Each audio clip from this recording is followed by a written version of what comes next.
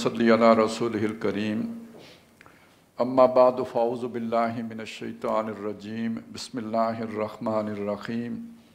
या अय्युहन नासु दुरिबा मसलुन फस्तमिऊ लहु इन्नल लज़ीना तदऊन मिन दूनिल्लाहि लन यख़्लुक़ू ज़ुबाबन वलौ इज्तमऊ लहु व इन यस्लुबहुमु ज़ुबाबु शय्अन ला यस्तनक़िज़ूहु मिन ज़ऊफ़त तालिब वल मतलूब मा क़दरुल्लाह हक़्क़ क़द्रि इन्नल्लाह लक़विय्युन अज़ीज़। सदक़ल्लाहुल अज़ीम। रब्बि इश्रह ली सदरी व यस्सिर ली अमरी वहलुल उक़दतम मिन लिसानी यफ़क़हू क़ौली। अल्लाहुम्मा अल्हिमना रुश्दना व अइज़ना मिन शुरूरि अनफुसिना। अल्लाहुम्मा अरिनल हक़्क़ हक़्क़न वरज़ुक़ना इत्तिबाअहु व अरिनल बातिला बातिलन वरज़ुक़ना इज्तिनाबह। अल्लाहुम्मा वफ़्फ़िक़ना लिमा तुहिब्बु व तर्ज़ा। आमीन या रब्बल आलमीन। सूरह हज का आखिरी रुकू हम मुताला कर रहे हैं। गुज़श्ता नशिस्त में इसकी पहली दो आयात जो अभी मैंने आपके सामने तिलावत की हैं, इस पर हम गुफ्तगू कर चुके हैं। एक पहलू उसका बाकी रह गया है जिस पे आज गुफ्तगू करनी है, यानी दो आयात के हवाले से। लेकिन ये कि एक जो कुछ बयान हुआ था उसका एक मुख्तसर सा खुलासा आपके सामने अर्ज़ कर दूं कि ये जो आखिरी रुकू है, ये बताया गया था कि ये जो हमारे इससे पहले हमने जितना भी हिस्सा पढ़ लिया है उसका एक खुलासा भी है, और जो आने वाला हिस्सा है यानी जो तवासिबिल हक़ वाला हिस्सा इसके बाद जो शुरू होगा, तो उसके लिए एक बहुत ही शानदार तमहीद भी है, उसका नुक्ता आगाज़ भी है। तो गोया इसकी हैसियत एक ब्रिज की है। जो इससे पहले हमने अमल साले के मबाहिस पढ़े हैं और जो ईमानियात के मबाहिस पढ़े हैं उनका, और आगे जो तवासिबिल हक़ और तवासिबिल सब्र के मबाहिस आने हैं, उनको ये जोड़ने वाला मकाम है, उनको ब्रिज कर रहा है। उसके अलावा इसके चूँकि शुरू में ईमान की दावत है और सबसे पहले ईमान बिल्लाह की दावत दी गई है, और इन दो आयात में जिनका कि हमने मुताला किया है, वो जो मिसाल देकर जो बात समझाई वो यही कि जिनको तुम पूजते हो या जिनकी तुम इबादत करते हो वो अल्लाह के मुकाबले में कितने कमज़ोर हैं, कितने कमतर हैं और कितने बेबस हैं, और उनके मुकाबले में अल्लाह ताला कवी भी है, अजीज़ भी है, ज़बरदस्त भी है, क़ुव्वत वाला भी है। ये उसका लुब्बे लुबाब है। लेकिन ये कि इसमें जो ये मजमून आया था कि माँ का ये जो ज़ऊफ़त तालिब वल मतलूब, और इसमें यह बात आई थी कि जब मतलूब ज़ईफ़ हो, कमज़ोर हो, बोदा हो, बेबस हो, तो उसका जो तालिब होता है वही चीज़ उसमें भी पैदा हो जाती है। इसके हवाले से जो बात हम तफसील से कर चुके हैं उसको ज़रा थोड़ा सा फिर जहन में ताज़ा कर लीजिए कि आप सोचिए एक ऐसे आदमी का कि जिसको अपनी ज़ात ही से गर्ज है, जिसे हम कहते हैं खुद गर्ज आदमी। ये जो खुद गर्ज आदमी होगा, इसके किरदार के अंदर घटियापन खुद ब खुद आ जाएगा, इसलिए कि वो अगर कोई भूखा है तो उसके अंदर कोई तड़प पैदा नहीं होगी उसको खाना खिलाने की, क्योंकि इसको अपनी गरज है, अपनी गरज से आगे ये नहीं देख सकता। ऐसे आदमी के बारे में एक बात मशहूर है कि एक पाव गोश्त, अपने लिए एक पाव गोश्त हासिल करने के लिए दूसरे का पूरा बैल ज़बह कर देगा। इससे कोई गर्ज नहीं होगी कि उसका कितना बड़ा नुकसान हो जाएगा, नहीं मुझे पाव गोश्त चाहिए, वो तो मैंने लेना ही लेना है। तो ऐसा आदमी, उसके किरदार के अंदर कोई खूबी नहीं पैदा हो सकती, यहाँ तक कि वो अपने बच्चों के मामले में भी कंजूसी करेगा। वो चाहेगा कि पैसा मेरी जेब में महफूज रहे, अपनी औलाद पर भी खर्च करना पसंद नहीं करेगा। इससे ज़रा आगे बढ़ें, एक ऐसा आदमी के जो चलें थोड़ा इससे ऊपर उठ गया ख़ानदान की हद तक, यानी उसका मतलूब उसका ख़ानदान है, मेरी बीवी खुश रहे, मेरे बच्चे खुश रहें, मेरा घर खुश रहे, हम अच्छी लाइफ बसर करें।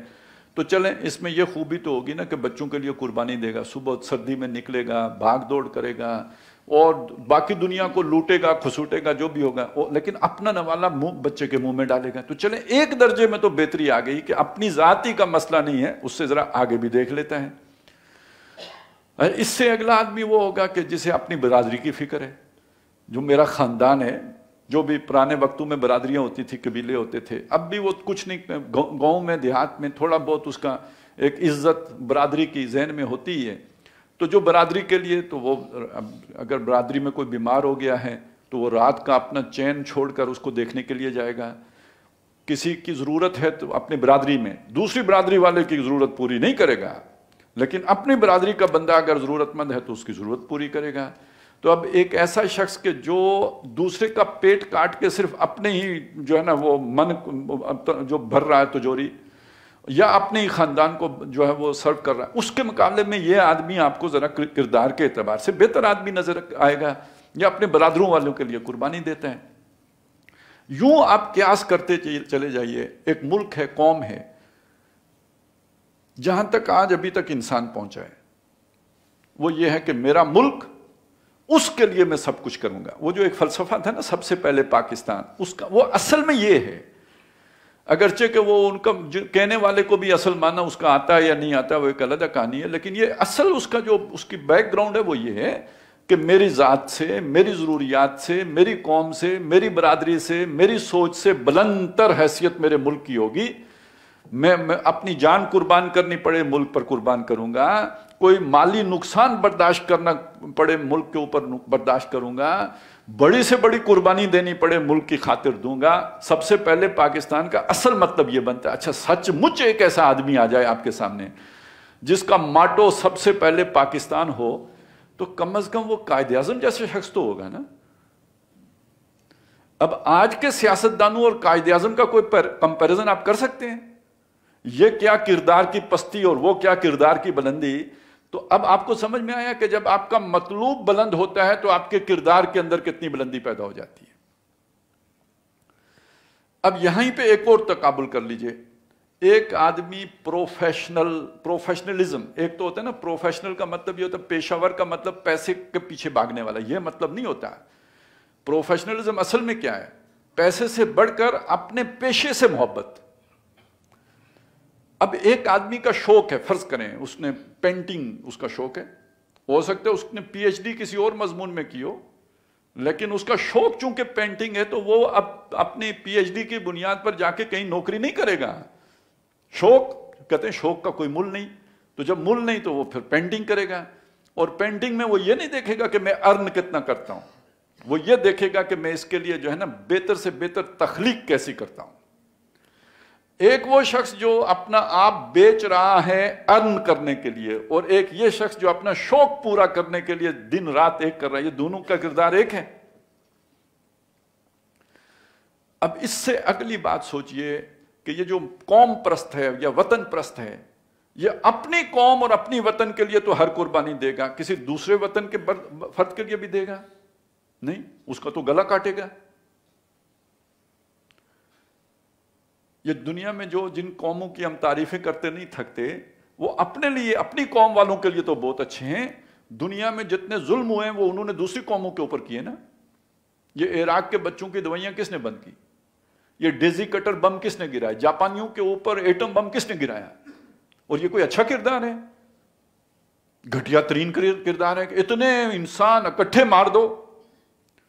اپنی قوم کے لیے رحم دل، شفیق، ہمدرد، ملن نثار، محبت کرنے والے، دکھ بانٹنے والے، دوسری اقوام کے لیے درندے۔ اب یہاں آپ سوچئے کہ ایک ایسا شخص کہ جو انسانیت سے محبت کرنے والا ہو، تو اس کردار سے بلندر کردار کا حامل نہیں ہو جائے گا؟ اب اس سے اگلی بات یہ ہے کہ جو انسانیت سے بھی اوپر اٹھ کر اللہ کا ماننے والا ہے، اور اب ماننے والے کو محبت سے جوڑیے نا۔ جب مطلوب اللہ ہو گیا، یعنی طلب اللہ کی پیدا ہو گئی، تو طلب بغیر محبت کے تو نہیں پیدا ہوتی۔ کسی شے کی چاہ پیدا ہوتی ہے، جو چاہ و طلب ایک ہی چیز ہو جاتی ہے، مطلوب بن جائے، مقصود بن جائے۔ والذین آمنوا اشد حبا للہ، وہ لوگ کہ جو اللہ سے محبت جو اللہ پر ایمان رکھتے ہیں، وہ سب سے شدید محبت اللہ سے کرتے ہیں۔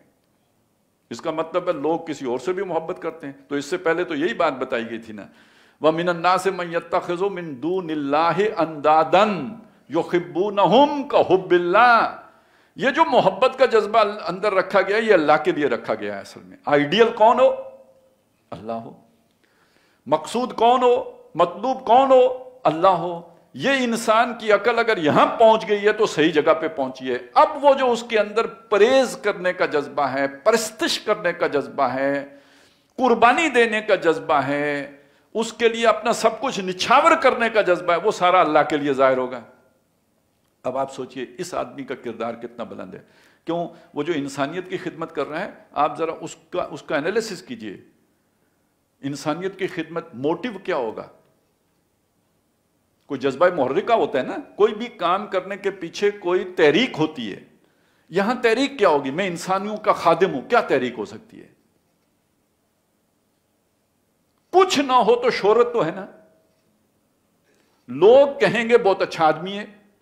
اچھا، جب یہ شے میرے اندر پیدا ہوئی تو وہ خود غرضی ایک اور لطیف طریقے سے میرے اندر آ گئی. ٹھیک ہے، میری غرض مادی نہیں رہی، نفسیاتی ہو گئی، لیکن غرض تو باقی ہے نا. اس کے مقابلے میں ایک شخص یہ سارا کام صرف اللہ کو راضی کرنے کے لیے کرتا ہے، وہ بے غرض آدمی ہے.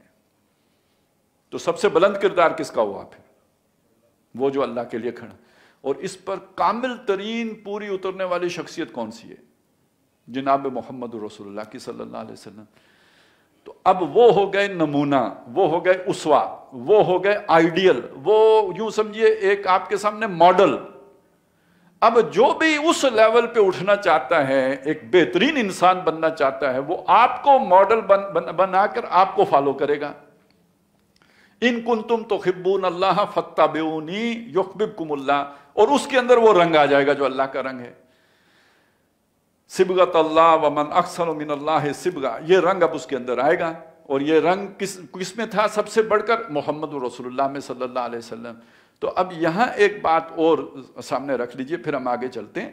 اور یہ نیا نقطہ ہے جو پچھلی دفعہ بیان نہیں ہوا تھا، کہ دیکھیں انسان کو اللہ تعالیٰ نے دنیا میں بھیجا امتحان کے لیے. بالعموم ہماری سمجھ، ہماری سوچ یہ ہے کہ امتحان عمل کا ہے، لیکن یہ جان لیجئے عمل انسان کی سوچ کے، اس کے فہم کے، اس کے علم کے تابع ہوتا ہے. اصل امتحان ہمارے سوچ سمجھ کا ہے، عقل کا ہے. وہ جو اللہ تعالیٰ نے ہمیں شعور عطا کیا اس کا امتحان ہے. آپ نے اپنا مطلوب کسے بنایا، اپنا مقصود کسے بنایا. ما قدر اللہ حق کا قدری جو آ گیا ہے. اصل مسئلہ یہاں، موت یہاں پڑتی ہے. انسان پہچان نہیں سکتا کہ اس کا مطلوب کون ہے، اس کا مقصود کون ہے. کسی کمتر شے کو اپنا مطلوب و مقصود بنا کے پھر ساری زندگی اس کے گرد طواف کرتا رہتا ہے. تو پہلا امتحان کس کا؟ عقل کا امتحان، فہم کا امتحان، سمجھ کا امتحان، سوچ کا امتحان. انسان کو اللہ نے جو شعور دیا اس کا امتحان، کہ وہ جہاں تک اسے کمند ڈالنی چاہیے تھی وہاں ڈالنے میں کامیاب ہوا، یا پہلے ہی اس کا میزائل ٹھس ہو گیا. سوچ کا میزائل، تخیل کا میزائل، تصور کا میزائل مقام مطلوب سے پہلے ہی گر گیا، یا مقام تک پہنچ سکا. اور دوسری بات اس کے ساتھ اب یہ دیکھ لیجئے کہ انسان جو ہے جس امتحان میں ڈالا گیا، اس کی کامیابی کی شرط کیا ہے؟ اس کی کوئی پیوریفیکیشن ہو، اس کے اندر جو کمزوریاں ہیں نا ان کے اوپر قابو پائے. اگر اپنی کمزوریوں پر قابو نہیں پا سکتا تو کامیاب نہیں ہو سکتا. یوں سمجھ لیجئے کہ یہاں چھوڑ کے اس کے ساتھ کچھ وزن ہے جو باندھ دیا گیا ہے. یہ وزن اسے اوپر نہیں اٹھنے دیتا، یہ اسے بڑا آدمی نہیں بننا دیتا، وزن اسے نیچے ہی کی طرف کھینچ رہا ہے. یہ رسے توڑائے گا تو اوپر کی طرف اٹھے گا، اس کے بغیر یہ ممکن نہیں ہے کہ وہ بلندیوں کی طرف جا سکے. وزن کیا ہے؟ ہماری زمینی خواہشات، جو دنیا کی محبتیں ہیں، یہ مال کی محبت، یہ اولاد کی محبت، یہ جو باقی ساری محبتیں ہیں یہ فطری ہیں یا جبلی ہیں، کہہ لیجئے ہماری طبیعت میں ڈال دی گئی ہیں. زُيِّنَ لِلنَّاسِ حُبُّ الشَّهَوَاتِ مِنَ النِّسَاءِ وَالْبَنِينَ وَالْقَنَاطِيرِ الْمُقَنطَرَةِ مِنَ الذَّهَبِ وَالْفِضَّةِ وَالْخَيْلِ الْمُسَوَّمَةِ وَالْأَنْعَامِ وَالْحَرْثِ، یہ ساری جو محبتیں ہیں یہ زمین کی محبتیں ہیں. ان کی طرف طبیعت خود جاتی ہے، خود کھنچتی ہے، لیکن یہی وہ وزن ہیں جو اوپر نہیں اٹھتے. جو ان کا قیدی ہو گیا، ان زنجیروں میں جکڑا گیا، اس کے کردار میں بلندی تو نہیں آ سکتی. ہاں جی، جو زمین قبضہ کرنے والا ہو یا زمین ہتھیانے والا ہو اسے آپ اچھے کردار کا آدمی سمجھتے ہیں. باقی آپ کیا وہ ساری تفصیل بیان کرتے ہوئے عورتوں کے پیچھے پڑا ہوا ہو، یا جو عورتیں مردوں کے پیچھے ہی پڑی ان کو کوئی اچھے کردار کا سمجھے گا؟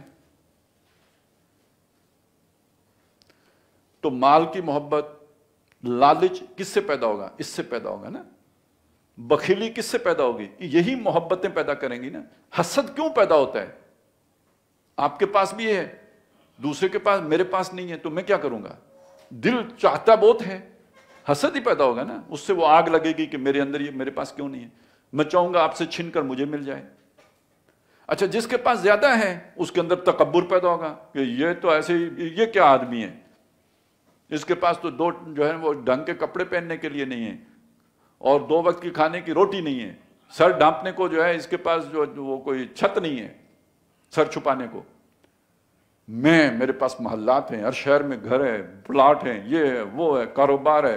तो अब एक उसके अंदर जो है ना वो तकब्बुर पैदा होगा या नहीं होगा? ये जितनी अखलाकी कमजोरियां हैं, अखलाकी बुराइयां हैं, ये इन्हीं मोहब्बतों से जन्म लेती हैं। ये सारी मोहब्बतें अंडे बच्चे देती हैं, इनके फल हैं जो इस तौर पर जाहिर होते हैं। अब जिसको इक्तदार मिल गया हो उसका तकब्बुर जो आसमानों पे चढ़ता है, जैसे फिरौन का चढ़ गया था या नमरूद का चढ़ गया था, या आज भी जिनको आगे गाड़ी जाती हो हूटर वाली, हूटर बजाती हुई, लोग बेशक उन्हें गालियां देते हैं, वो अपने आप को क्या समझ रहे होते हैं। जो तो कभी उनके पास बैठ के गपशप लगाएं तो अंदाजा होगा कि ये किन हवाओं में है। तो इस चीज को देखें कि ये आपके किरदार को बुलंद नहीं होने दे, ये आपको फिर सौदेबाजियों पे, खुशामदों पे, कंप्रोमाइज पे, मतलब हर तरह के हक को छोड़ने पे, ये चीजें मजबूर करने वाली चीजें, ये ऊपर नहीं उठने देती। इस ऊपर उठने ही का दूसरा नाम तज़किया है। तज़किया जिसके बगैर निजात नहीं है। कद अफलहल मोमिनून भी है तो कद अफलह मन तज़क्का भी है, कद अफलह मन ज़क्काहा भी है, वक़द ख़ाबा मन दस्साहा, जिसने उसको खराब कर दिया वो तो बर्बाद कर दिया, वो तो बर्बाद हो गया, रुसवा हो गया। तो अब ये बात समझ लीजिए कि ये तज़किया क्या है, ये कैसे होगा, ये इन मुसीबतों से जान कैसे छुड़ाई जाए। एक तस्वुर ये है जो रहा है, हम मुसलमानों में भी रहा है, अब भी बहुत से लोग यही समझते हैं कि ये मोहब्बतें, बुरी मोहब्बतें, इनको बिल्कुल छोड़ देना चाहिए। अल्लाह तो कहते हैं हमने खुद डाली हैं, तो बुरी चीज अल्लाह क्यों हमारे अंदर डालेगा? और ये सारी मोहब्बतें अगर बुरी होती और नबी इनको छुड़ाने के लिए आते तो फिर शादी का क्यों कहते, फिर औलाद को पालने का क्यों कहते, फिर ज़कात किस चीज पे दी जाती, फिर ये हुक्म ज़कात का देने की क्या जरूरत थी? फिर तो वही बात होती जो अबू ज़र गफारी कहते थे कि न माल रखो न ज़कात दो। तो मालूम हुआ इनमें से कोई किसी शय से रोकने नहीं आए, इस्तेमाल की हद तक काम में लाओ, दिल किसी और से लगाओ। तो कैसे लगाएं भाई? ये इन चीजों में अट्रैक्शन इतनी, हम सबके साथ ये होता है ना, नमाज के लिए तबलीगी जमात को निकलना पड़ता है, दरवाजा खटखटाएगी आके कि भाई आओ नमाज पढ़ो। दुकान पर जाने के लिए किसी तबलीगी जमात की जरूरत नहीं है, वो तो मैं तलाश करूंगा, कोई दुकान किराए पे मिले मैं खरीदूंगा। तो उधर तो दिल खुद जाता है, इधर नहीं जाता। तो क्यों नहीं जाता, कैसे जाएगा? अब यहां पे एक नई बात समझ लीजिए, या तो आप किसी तरह अपने आप को धोखा दें कि मुझे इन चीजों से मोहब्बत है ही नहीं, छोड़ दें, भाग जाएं, तर्क के दुनिया करें, ये जंजीरें तोड़ दें।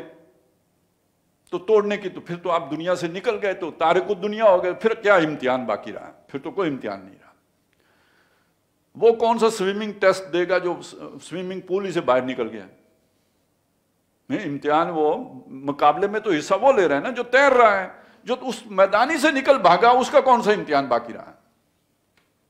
इस चीज को समझिए, जो कुरान मजीद हमारे सामने तरीका रखता है वो ये, एक बालातर मकसद हो जिसकी तरफ अगर आप मुड़ जाएं ये चीजें हेच हो जाएं, ये कमतर हो जाएं, ये उसके मुकाबले में आपको घटिया लगें, उसके मुकाबले में इनकी कोई हैसियत आपके ज़हन में ना रहे। अब आप देखिए, यूं समझ लीजिए आपको बड़ी शदीद भूख लगी हो, खाने की तरफ तबीयत माइल हो, लेकिन ठीक उसी टाइम पे आपको कोई क्लाइंट ऐसा मिल जाए, आप खाना खाने जा रहे हैं लेकिन कोई क्लाइंट ऐसा मिल गया कि जिससे आपकी दिहाड़ी आज लगनी है, ठीक आपके स्टैंडर्ड के मुताबिक बड़ी अच्छी दिहाड़ी लगनी है, आप खाने को तरजीह देंगे या दिहाड़ी को तरजीह देंगे? کھانے کو نہیں دیں گے ترجیح. اب آپ کی بھوک ہی مٹ جائے گی. یہ جب آپ کو خبر ملے گی نا وہ ڈیل ہونے لگی ہے, فلانا پلاٹ بکنے لگا ہے اور اس میں اچھا بھلا یہ مل جائے گا, مجھے نفع مل جائے گا, بھوک آپ کی اڑ جائے گی. آپ چاہیں گے پہلے پلاٹ بکے, اور شام تک اگر گفتگو رہے گی آپ کو آپ کے دل میں دماغ میں بھوک کا خیال بھی نہیں آئے گا. تو معلوم ہوا کہ یہ چیزیں ہیں تو بڑی زبردست, کھینچتی ہیں اپنی طرف, لیکن جب اس سے بڑی کسی شے کی طرف توجہ مبذول ہو جائے تو یہ پیچھے ہٹ جاتی ہیں, سو جاتی ہیں, اتنی وہ اہمیت نہیں رہتی ان کی. دوسری بات سوچیں, بیوی بچے بہت عزیز ہوتے ہیں, ان کو چھوڑ کے بندہ صبح دکان کھولنے جاتا ہے یا نہیں جاتا؟ نماز کے لیے تو شاید بستر سے نکلنا مشکل ہو, لیکن ڈیوٹی پہ پہنچنے کے لیے بستر سے نکل کے دوڑ لگاتا ہے یا نہیں لگاتا؟ اچھا, اچھی زندگی کے لیے اپنا ملک چھوڑ کر دوسرے ملک نہیں چلا جاتا, اپنے بیوی بچے ماں باپ سب چھوڑ کے. تو جب آپ کا نصب العین یا آپ کا مقصد ذرا بلندر ہو جائے, دوسری چیزیں ثانوی ہو جاتی ہیں, کمتر ہو جاتی ہیں, ان کی اہمیت نہیں رہتی اتنی جتنی کہ پہلے ہوتی ہے. اب آپ اسے ایک اور طرح سے دیکھیں, انسان کے اندر جان بچانے کا جذبہ سب سے زیادہ ہے. اگر آپ کی زندگی پر بنی ہوئی ہو, اس وقت آپ کو کسی اور محبت کا خیال آئے گا؟ کوئی محبوبہ, کوئی اس طرح کی جو بھی دنیا میں جو چیزیں ہوتی ہیں, وہ میں فتنے میں نہ اس وقت کوئی فتنے میں نہیں پڑیں گے. آپ کہیں گے کسی طرح جان بچ جائے. اب اس درجے میں آپ اگر لے آئیں کسی بھی ہستی کو کہ جس سے آپ کو سب سے بڑھ کر محبت ہو, تو باقی چیزیں خود بخود ایک آرڈر میں آ جائیں گی. اور وہ اگر محبت اللہ سے ہو جائے, آپ کا سارا تزکیہ ہو گیا. مقصد اور نصب العین جب تک آپ اس پر فوکس ہیں, باقی چیزیں ہیچ رہیں گی, باقی چیزیں ثانوی رہیں گی, سیکنڈ پریورٹی پہ رہیں گی, ان کی اہمیت ہی نہیں رہے گی. بھوک لگی ہو پرواہ نہیں ہوگی کیونکہ آپ ادھر متوجہ ہیں. وہ مقصد نگاہوں سے اوجھل ہو جائے گا تو نتیجہ یہ نکلے گا کہ آپ اب باقی چیزوں میں پڑیں. وہ جیسے کہتے ہیں نا, بیکار آدمی کا دماغ جو ہے شیطان کی دکان ہوتا ہے, شیطان کا کارخانہ ہوتا ہے. مقصد ذہن سے نکلا اور اس کے نتیجے میں پھر اب ڈائیورجن ہوگی. جیسے ہی بندہ لمبا سفر کر کے آتا ہے, تھکا ہارا آ کے چارپائی کے اب اسے پیاس لگتی ہے, وہ پانی لاؤ, پھر پانی پی کے پھر اسے خیال آتا ہے میں نے کھانا نہیں کھایا, کھانا. لیکن سفر کا دوران تو اس کو منزل کی پتہ ہے نا, منزل پہ پہنچنا ہے. اب اس پہ ذرا سامنے رکھیے نا کہ اللہ تعالیٰ اس سے محبت کیسے کی جائے. بڑا مسئلہ ہے, دیکھا ہی نہیں. دیکھیں نا, محبت تو اس سے ہوتی ہے جسے دیکھا ہو. انسان کا یہ بھی تو ایک مسئلہ ہے. بلکہ آپ اگر اس چیز کو سمجھ لیجئے نا کہ یہ بنی اسرائیل نے حضرت موسیٰ علیہ السلام سے کیوں کہا تھا کہ جس طرح ان لوگوں کے بت ہیں ایسے ہی ہمارے لیے بھی کوئی خدا بنا دیجئے. یہ شرارتاً کہا تھا. یہ بات کیسے شرارتاً کہہ سکتے تھے کہ ابھی وہ سمندر میں ڈوبتے دیکھ کے آئے تھے فرعون کو, اور وہ معجزانہ طور پہ بچ کے آ رہے تھے, اور من و سلوہ ان کے پر اتر رہا تھا. شرارتاً یہ بات کیسے کہہ سکتے تھے؟ یہ بات شرارتاً نہیں کہی ہے. ان کے خدا ان کے سامنے تھے. خدا سامنے ہوں تو جس محبت کے ساتھ ان کی عقیدت کی جائے گی, ان کی پرستش کی جائے گی, ان کے ساتھ جو ہے وہ اظہار محبت کیا جائے گا, ان دیکھے خدا کے ساتھ کیسے کریں گے آپ؟ تو ان کی وارفتگی دیکھ کے ان کو خیال آیا اگر ہمارا خدا بھی ہمارے سامنے ہو تو ہم بھی ان کی طرح اپنے خدا کو پوجیں. تو اس اللہ کا کوئی بت بنا کے ہمارے آگے رکھ دیجئے تاکہ ہم اچھے طریقے سے فوکس ہو کے, توجہ مرتکز کر کے, اچھے ارتکاز کے ساتھ سارے وسوسے دل سے نکال کر اس کی پوجا کر سکیں. علامہ اقبال نے اس مضمون کو ایک انداز میں بیان کیا ہے کہ خوگرے پیکرے محسوس تھی انسان کی نظر, پھر کوئی ان دیکھے خدا کو مانتا کیوں کر.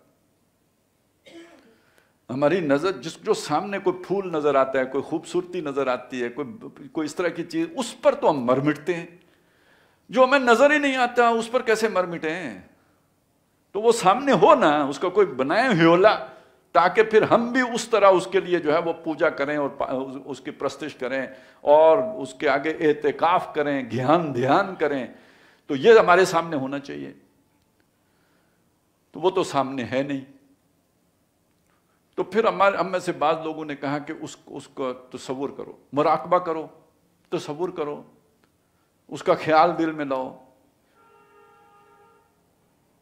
اب آپ سوچئے، آپ خیال کیجئے نا، آپ کے دل میں کیا آئے گا؟ آپ اللہ کا خیال دل میں لا کیسے سکتے ہیں؟ کیا اولیاء بنائیں گے آپ نے دیکھا ہی نہیں. جو کچھ دیکھا ہے اسی میں سے کچھ بنائیں گے، اس سے آگے آپ بنا سکتے ہی نہیں. تو جو بنائیں گے وہ صحیح ہوگا؟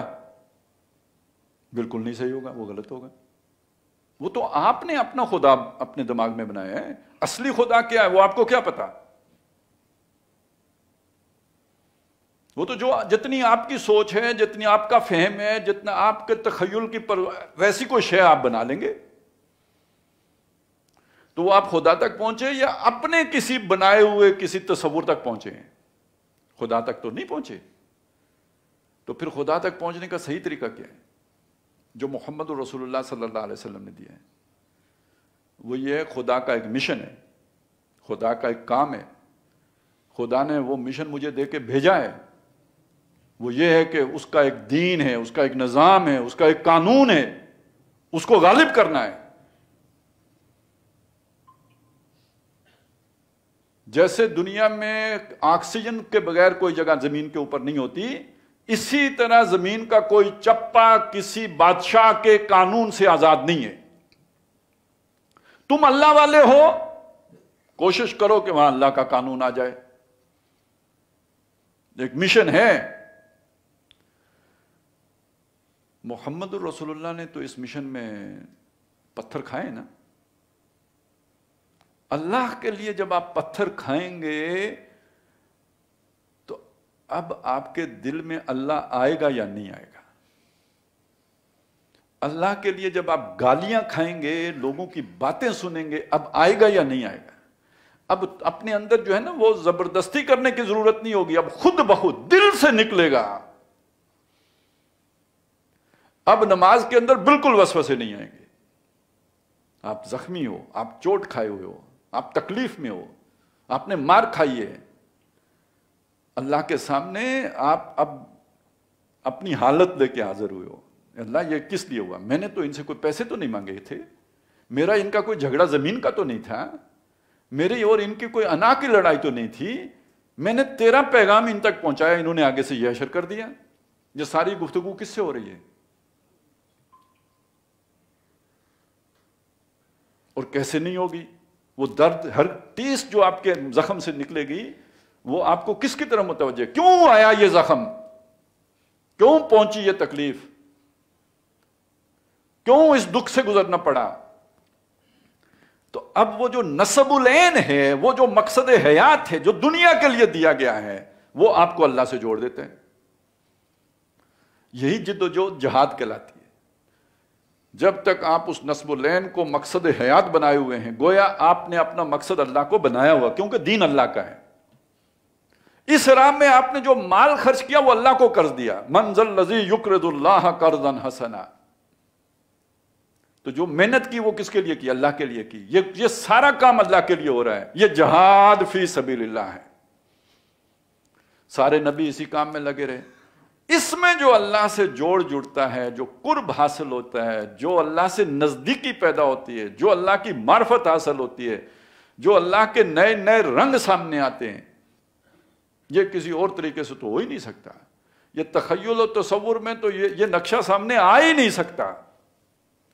اسی لیے کہا جو اللہ سے محبت کرتا ہو، یہ نہیں کہا کہ وہ کہیں بیٹھ کے تو سوچے، یہ کہا فَاتَّبِعُونِی، میری پیروی کرے اور مجھے دیکھے نا میں نے کیسے اللہ کو راضی کیا ہے، دیکھے نا میں نے کیسے اللہ کا قرب حاصل کیا ہے، دیکھے نا میں نے اللہ کے لیے کیا جد و جہد کی ہے. یہ ہے اصل سنت، یہ ہے سنت رسول صلی اللہ علیہ وسلم، یہ ہے اسوہ حسنہ. اب جس کے اندر یہ آ جائے گا اس کے اندر اللہ کا رنگ آ جائے گا، اس کے اندر محمد رسول اللہ صلی اللہ علیہ وسلم کی اتباع کا رنگ آ جائے گا، اور اس کے اندر پھر کردار کی وہ بلندی پیدا ہو جائے گی. اب یہ اس سطح پہ اٹھ جائے گا کہ جو ایک انسان مطلوب ہے، اور جو قرآن مجید نے بھی جس کو بیان کیا ہے، عباد الرحمن الذین یمشون علی الارض ہونا واذا خاطبہم الجاہلون قالوا سلاما. علامہ اقبال نے بھی میری دنیا لٹ رہی تھی اور میں خاموش تھا. تو کیوں خاموش تھا؟ دنیا کوئی لٹنے دیتا ہے؟ اس لیے کہ اس سے ایک بلندتر ہستی کے ساتھ جو ہے میرا ایک تعلق قائم ہو چکا تھا۔ تو یہ ہمارے پچھلے سبق کا ایک تھوڑا سا قرض تھا، میں نے چاہا کہ یہ بات واضح ہو جائے کہ اب آپ اسے دوبارہ ان آیتوں کو پڑھیے۔ یا ایھا الناس ہے لوگو، ضرب مثل، ایک مثال بیان کی جا رہی ہے، فاستمعوا لہ، اسے توجہ سے غور سے کان لگا کے سنو۔ ان الذین تدعون من دون اللہ، جن ہستیوں کو تم پکارتے ہو اللہ کو چھوڑ کر، وہ پہلے وقت میں وہ بت تھے جن کا ذکر آج ہر جو بھی شے ہے دنیا میں، کیریئر کو بھی اس میں رکھ لیجئے۔ ہماری ساری محنت کس لیے ہوتی ہے؟ کیریئر کے لیے ہوتی ہے، پروفیشنلزم کے لیے ہوتی ہے، تو اس کو رکھیے اس میں، کیونکہ آج کے بت نئے ہیں۔ جو محنت کل انسان بتوں کے لیے کرتا تھا آج اپنے لیے بھی کرتا ہے، یا اپنے آپ کو ہی بت بنا لیتے ہو۔ افرأیت من اتخذ الہہ ہواہ، جس نے اپنی خواہش نفسی کو اپنے الہ بنا رکھا ہے، اس کو دیکھا آپ نے؟ تو ان الذین تدعون من، یہ کہ اپنا وطن ہے نا، ایسے لوگ کو جن کے لیے سب سے آگے وطن ہی ہوتا ہے، قوم ہی ہوتی ہے۔ تو ان الذین تدعون من دون اللہ، جن کو تم پکارتے ہو یا جن کے پیچھے تم چلتے ہو یا جن پر تم اپنا سب کچھ وار دیتے ہو، لن یخلقوا ذبابا، وہ سب مل کر ایک مکھی نہیں پیدا کر سکتے۔ ولا اجتمعوا لہ، سب جمع ہو جائیں تب بھی۔ وہیں یسلبہم الذباب شیئا، اور اگر مکھی ان کے آگے سے کوئی شے سلب کر لے، یعنی وہ اٹھا لے، ان سے چھین لے کوئی شے، لا یستنقذوہ من، یہ اس سے واپس چھین نہیں سکتے، اس سے واپس حاصل نہیں کر سکتے، بازیابی اس کی نہیں ہو سکتی ان سے، اتنے بے بس ہیں۔ تو تم ان کے پیچھے بے بس ہستیوں کے پیچھے چل پڑے ہو۔ ضعف الطالب والمطلوب، نہایت بودا ہے طالب بھی اور مطلوب بھی، یعنی جس کو طلب کیا جا رہا ہے وہ بھی اور جو طلب کرنے والا ہے وہ بھی۔ یہ اس کا ربط ہم نے دیکھ لیا کہ کیا ہوتا ہے۔ مطلوب اگر گھٹیا ہو تو طالب بھی گھٹیا ہوتا ہے۔ ما قدر اللہ حق کا قدر ہی، انہوں نے اللہ کو نہیں پہچانا جیسے کہ اسے پہچاننے کا حق ہے۔ ان اللہ لقوی عزیز، بے شک اللہ قوت والا بھی ہے۔ یہ کمزور ہیں، اس کے مقابلے میں وہ قوی، طاقت والا، قوت والا بھی ہے، عزیز اور زبردست بھی ہے۔ اللہ یستفی من الملائکۃ رسلا ومن الناس ان اللہ سمیع بصیر، اللہ تعالیٰ چن لیتا ہے، استفا، اسی سے لفظ مصطفیٰ بنا ہے، چننا، پسند کر لینا، اختیار کر لینا، کسی کام کے لیے کسی کو منتخب کر لینا۔ یہ منتخب میں نے سوچ کے اس لیے کہا کہ یہ وہ الیکشن والا منتخب نہیں ہے، یہ چننے کے معنی میں سلیکشن والا منتخب ہے، کیوں اللہ کی سلیکشن ہے۔ تو یہ وہ والا انتخاب نہیں ہے، اکثریت کی بنیاد والا انتخاب نہیں ہے، یہ اللہ نے چنا، اللہ نے پسند کر لیا۔ تو اللہ تعالیٰ چن لیتا ہے، اور یہ ایک اصول کے درجے میں بات کی۔ کیا چنتا ہے؟ من الملائکہ، فرشتوں سے چنتا ہے۔ کسے چنتا ہے؟ رسولن، رسولوں کو چنتا ہے۔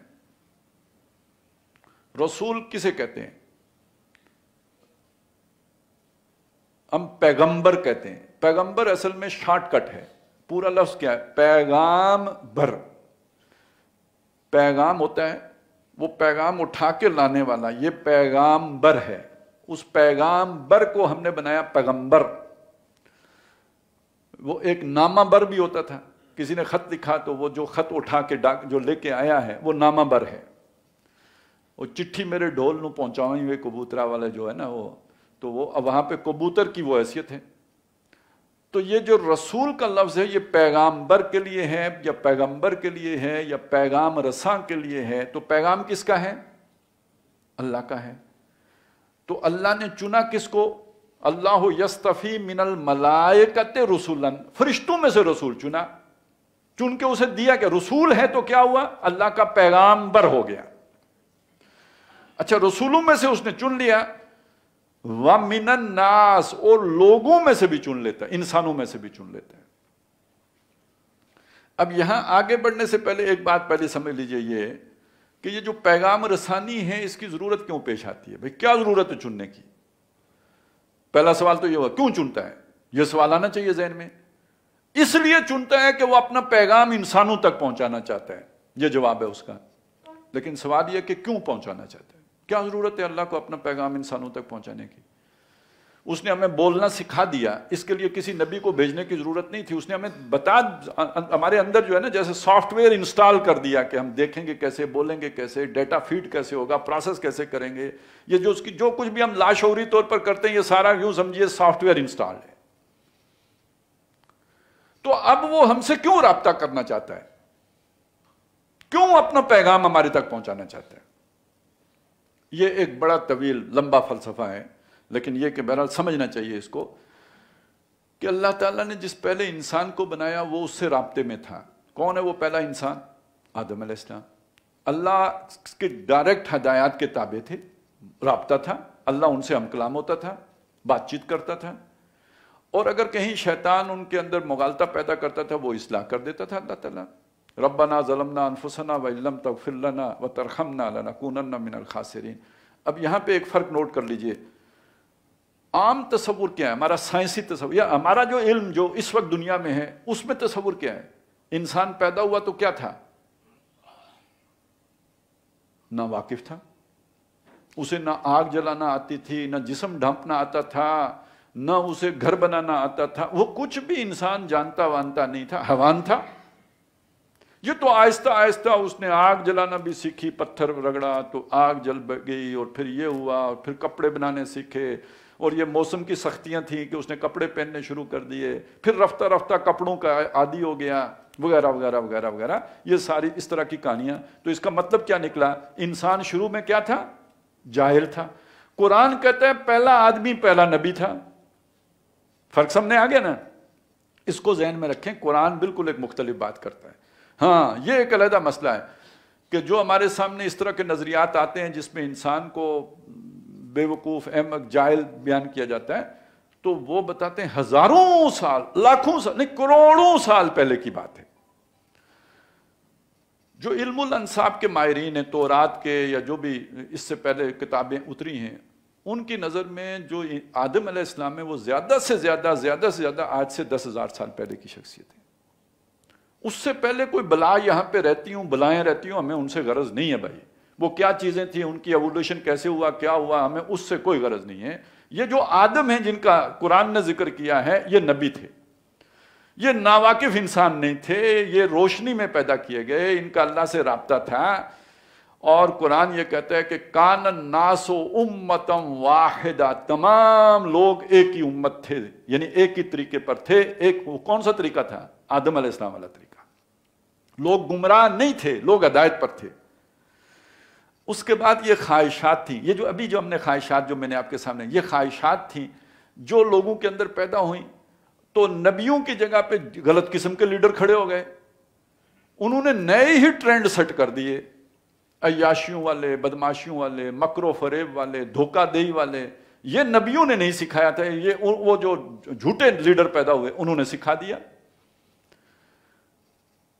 رفتہ رفتہ ایسا ہوا کہ لوگ اس صحیح راستے کو بالکل بھول گئے، صاف بھول گئے۔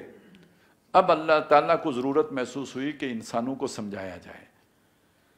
اس سمجھانے کے لیے اللہ نے نبی بھیجے، کان الناس امۃ واحدہ۔ اس کے بعد لوگوں نے اختلاف کیا، غلط راہ پہ پڑ گئے، فبعث اللہ النبیین مبشرین ومنذرین۔ اب اللہ نے نبی بھیجے خوشخبریاں دینے کے لیے بھی، خبردار کرنے کے لیے بھی۔ تو مسئلہ آ کے یہاں کھڑا ہوا کہ لوگ جب غلط راستے پہ پڑ گئے، اب انہیں سمجھانا ہے، سمجھانے کے لیے پیغام بھیجنا ہے، تو پیغام کیسے بھیجیں؟ اللہ جو لقوی عزیز، وہ آپ تو تصور کرنے کی بات کرتے ہیں، کہتے تصور کرو، اللہ کا تصور کی کوئی جھلک ہی دماغ میں آ جائے تو بے ہوش ہو جائیں۔ موسیٰ علیہ السلام نے ایک ہلکا سا دیکھا تھا نا، وہ لشکارہ ہی کہے نا اسے، وہ کوئی پورا منظر کدھر دیکھا، ہو گئے بے ہوش یا نہیں؟ اور جو 7 بندے تھے وہ سارے مر گئے یا نہیں؟ کیسے دیکھ سکتے ہیں آپ؟ اور اللہ آپ سے کلام کرے تو تحمل کیسے کریں گے؟ دل پھٹ جائے گا آپ کا۔ اللہ بولے اور آپ سن لیں، یہ کیسے ہو سکتا ہے؟ آپ کی طاقت ہی نہیں۔ اللہ کی ایک تجلی پڑے، پہاڑ ریزہ ریزہ ہو جائے، اور اللہ گفتگو کرے، کلام کرے انسان سے، اور وہ تحمل کر لے، یہ نہیں ہو سکتا۔ اس لیے اللہ نے اپنے جو ایک مخلوق جو نور سے اس نے پیدا کی، اور جس کو ایک خاص طاقت بھی دی، ان میں سے چن لیتے ہیں. اچھا سارے فرشتوں کے بس کی بات بھی نہیں ہے کہ وہ اللہ کی بات کا تحمل کر سکیں. قرآن مجید میں یہ بات آئی ہے کہ جب اللہ تعالیٰ کلام فرماتا ہے یعنی حکم دیتا ہے، اب ظاہر ہے حکم سارے فرشتوں کو نہیں دیتا، وہ جو خاص فرشتے جو حکم لے کے اترتے ہیں ان کو دیتا ہے. ان میں سے بھی اکثریت جب آواز باختہ ہو جاتی ہے، بعد میں بڑے بڑے فرشتوں سے پوچھتے ہیں کہ اللہ نے کیا حکم دیا. یعنی وہ سمجھ بھی نہیں سکتے کہ اللہ نے کیا حکم دیا تھا. اس کی جو ہیبت ہے، جو اس کی دہشت ہوتی ہے، جو ان کے اوپر اللہ تعالیٰ کا رعب پڑتا ہے، وہ فہم نہیں حاصل کر سکتے کہ اللہ تعالیٰ نے کیا بات فرمائی ہے. دبدبا. تو یہ تو بڑے جیسے جبریل علیہ السلام ہیں اور میکائیل علیہ السلام، اس طرح کے جو بڑے درجے کے فرشتے ہیں، وہ اللہ کا وہ کلام سنتے ہیں. اور خاص طور پہ یہ والا، اب یہاں پہ جو رسولوں کا مطلب آیا ہے جبریل علیہ السلام اور ان کی پوری پارٹی، کیونکہ اللہ نے اپنا کلام جس فرشتے کے سپرد کیا سب سے پہلے، جو بھی کلام تورات ہو انجیل ہو، وہ جبریل علیہ السلام ہیں. تو لیکن یہاں جمع آیا تو جبریل اکیلے نہیں ہیں، ان کی پوری ٹیمیں ہیں، لے کے پیغام وہ آتے ہیں. لیکن ظاہر ہے جیسے ایک آپ کوئی بہت بڑی سفارت جب بھیجتے ہیں تو اس کے وہ اکیلا سفیر تو نہیں بھیجتے، اس کا پورا عملہ ہوتا ہے، اس کا پورا سٹاف ہوتا ہے. تو قرآن مجید میں یہ مضمون بھی آیا ہے کہ جنات یہ کہتے ہیں، جب وہ کہتے ہیں ہم انا لمسنا السماء، ہم نے ٹچ کیا آسمان، ادھر جاتے رہتے تھے پہلے بھی، اب بھی ہم گئے تو فوجدناها ملیت حرسا شدیدا وشہبا، تو ہم نے اسے پایا کہ اس میں بہت پیرا ہے، سخت اور انگاروں سے بھرا ہوا ہے. یعنی یوں سمجھیے کہ ہر طرف توپیں لگی ہوئی ہیں، اور جو ہی کوئی نظر آتا ہے جن تو فائر آ جاتا ہے، ایک دم گائیڈڈ میزائل چل پڑتا ہے.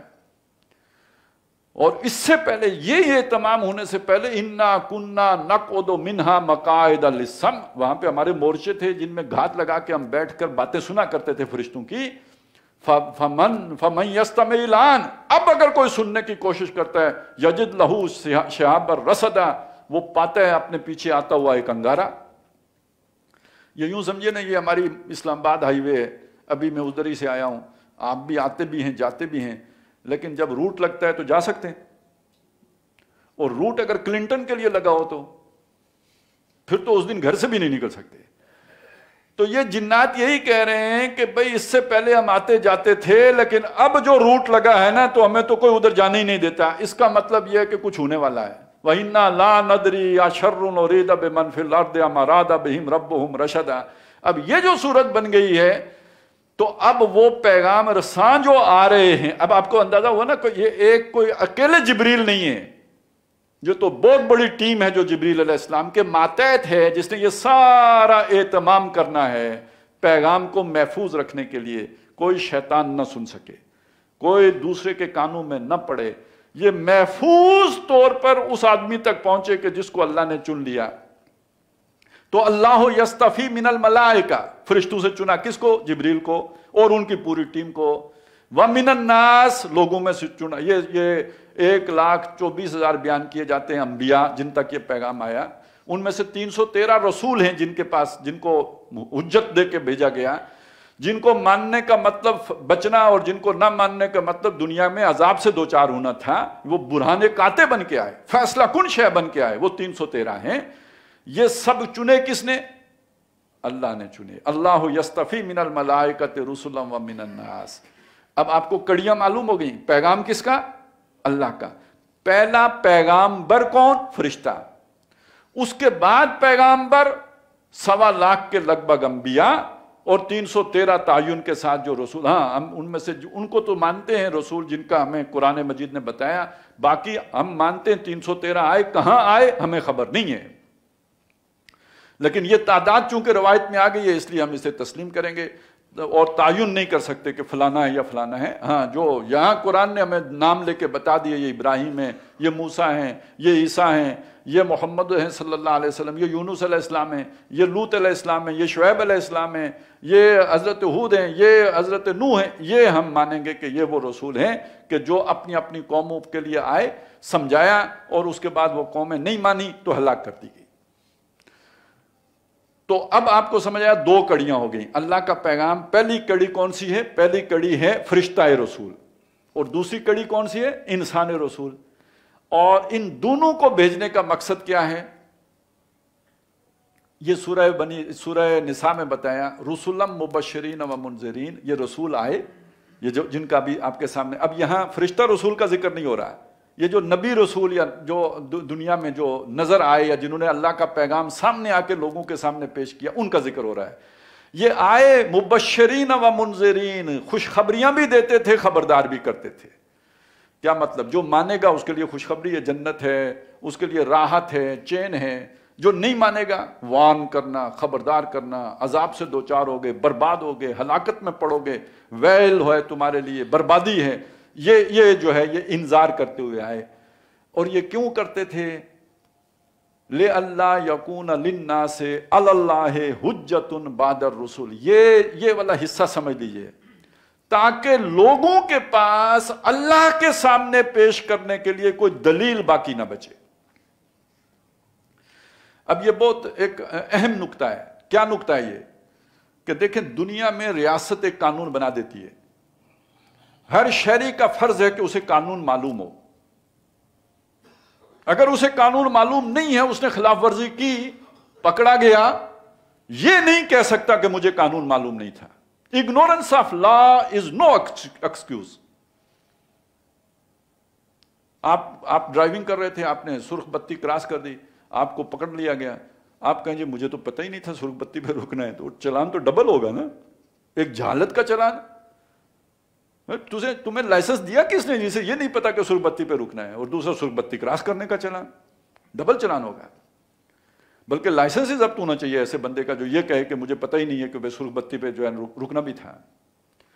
تو یہ اگنورنس جو ہے یہ کوئی دنیا میں معافی نہیں ہے۔ ہونا تو یہ چاہیے اس اصول پر کہ اللہ بھی کہے تمہیں نہیں پتا، کیوں نہیں پتا تھا؟ میں نے تمہیں سماعت نہیں دی تھی، بصارت نہیں دی تھی۔ فَجَعَلْنَاهُ سَمِيعًا بَصِيرًا، اس بنیاد پر پوچھا جاتا ہے۔ یہ اللہ کی رحمت، اسی لیے نبوت کو کیا کہتے ہیں؟ رحمت، اللہ کا فضل۔ رحمتم من ربک انا انزلناہ فی لیلۃ مبارکۃ انا کنا منذرین فیہا یفرق کل امر حکیم امرا من عندنا رحمتا من رب انا کنا مرسلین رحمتا من ربک، یہ تیرے رب کی رحمت ہے۔ یہ جو ارسال رسول ہے اور انزال کتب ہیں، یہ تیرے رب کی رحمت ہے، تاکہ لوگ ان کے پاس اللہ کے سامنے کوئی یہ عذر، اگرچہ کہ یہ عذر بنتا نہیں، لیکن چونکہ اللہ ایک مہربان ہستی ہے، وہ ماں سے بڑھ کر پیار کرتا ہے۔ ماں کا معاملہ ریاست والا اس طرح کا نہیں ہوتا۔ بچہ کہے اماں بھول گیا تھا، بچہ کہے اماں غلطی ہو گئی، بچہ کہے اماں مجھے پتہ نہیں تھا، تو ماں تو مانتی ہے نا، ریاست نہیں مانتی، ماں تو مانتی ہے۔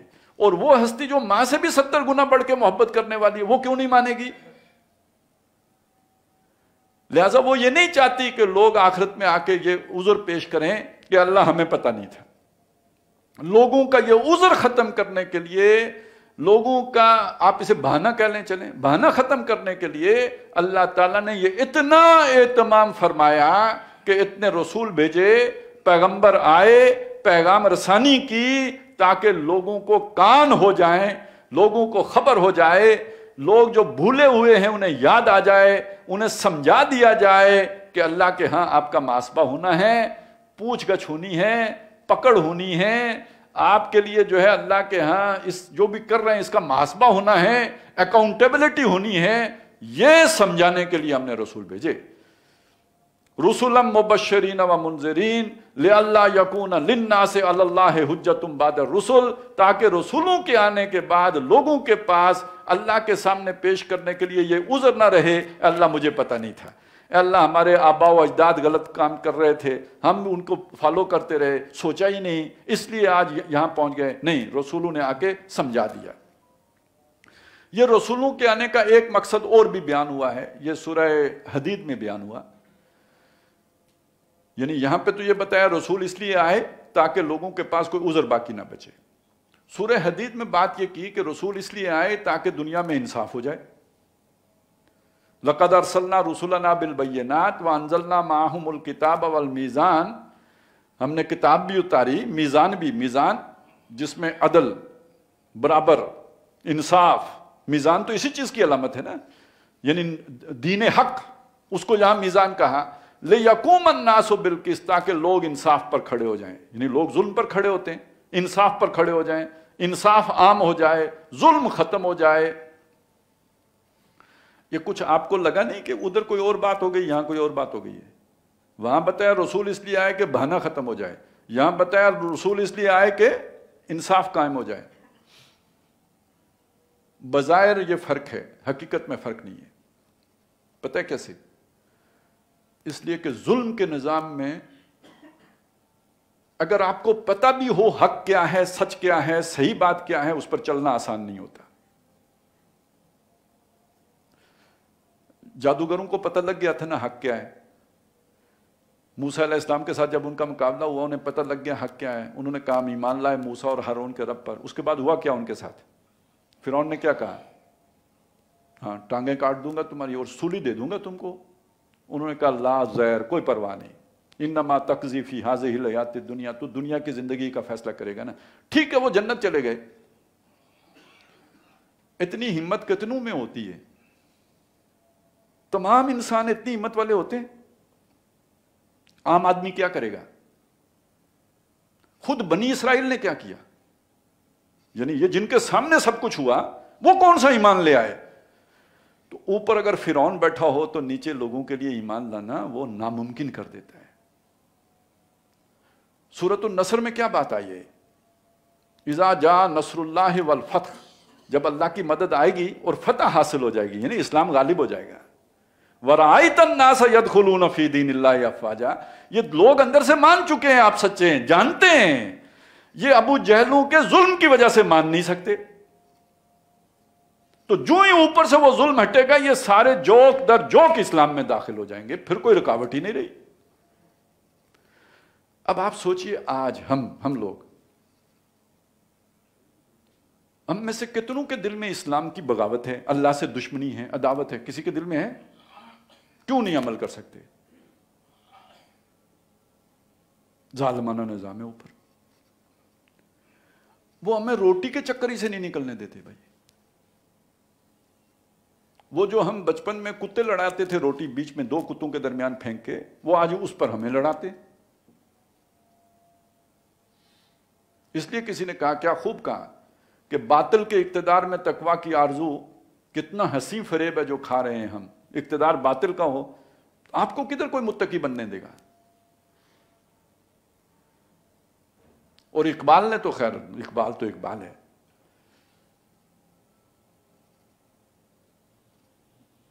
عہد حاضر ملک الموت ہے تیرا، کہ جس نے عہد حاضر ملک الموت ہے تیرا، جس نے قبض کی روح تیری دے کے تجھے فکر معاش۔ وہ سارا جو، تو اب آپ سوچئے کہ نبی آ کے وہ نظام بھی قائم کرتے تھے تاکہ کمزور سے کمزور آدمی بھی نیکی کے رستے پر چل سکے۔ اب عذر پوری طرح ختم ہو گیا۔ وہ جو عذر تھا نا، مطلب ایک عذر ہے کہ مجھے پتہ نہیں، دوسرا عذر ہے پتہ تھا، مجبور تھا،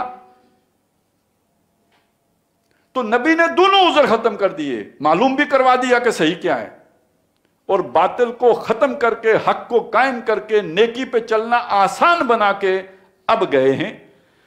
یہی وجہ ہے 23 سالوں کے بعد جا کے پوچھا الا هل بلغت، تو میں تو ایک تقریر کر کے آخر میں کہتا ہوں وما علینا الا البلاغ۔ حضور نے تو نہیں فرمایا وما علینا الا البلاغ۔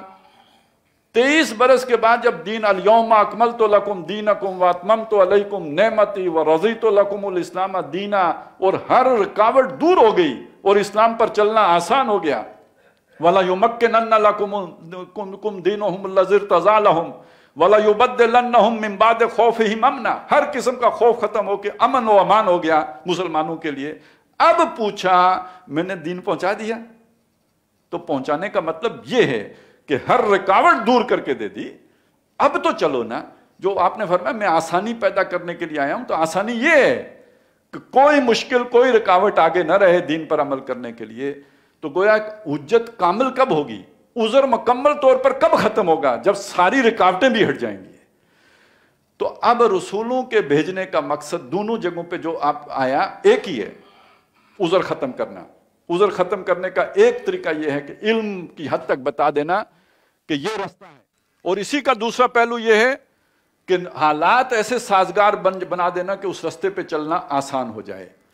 تو تو اللہ تعالیٰ اس لیے یہ پیغام رسانی کرواتا رہا۔ اب اسی کا ایک پہلو یہ بھی ہے کہ ہمارے ہاں یہ جو جھگڑا کھڑا ہو جاتا ہے کہ جو رسول ہیں یا نبی ہیں وہ انسان ہیں یا بشر ہیں یا نور ہیں یا کیا، تو دیکھیے یہ ایک تو خیر یہ بحث لا حاصل ہے۔